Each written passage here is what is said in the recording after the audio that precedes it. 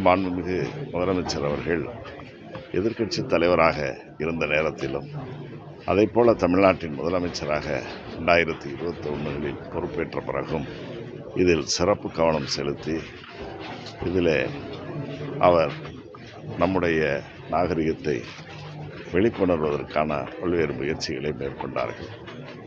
4.5 acre பரப்பிலான 6 கோடி ரூபாய் நிலத்திற்கானதெல்லாம் உரிமையாளர்களுக்கு கொடுக்கப்பட்டு இதில் இப்போது ஒரு 22 கோடி ரூபாய் மதிப்பீட்டில் பணிகள் நடைபெற்று வருகிறது.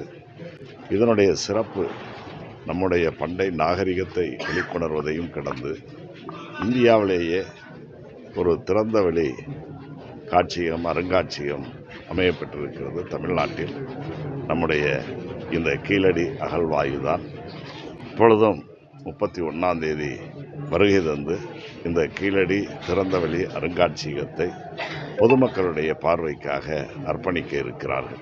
இதுவரை 10 கட்ட அகழ்வாய்வு இருக்கு. எல்லா குழிகளையும் தோண்டி எல்லாத்தையும் காட்சிப்படுத்துறீங்களா இல்லை சில பகுதிகள் மட்டும்? சில பகுதிகளை இப்பொழுது காட்சிப்படுத்த இருக்கிறார்கள்.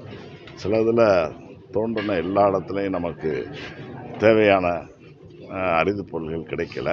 கிடைத்த இடங்களை பாதுகாத்து இப்பொழுது இருக்கிறார்கள். மற்ற இடங்களை மூடி வைத்திருக்கிறார்கள்.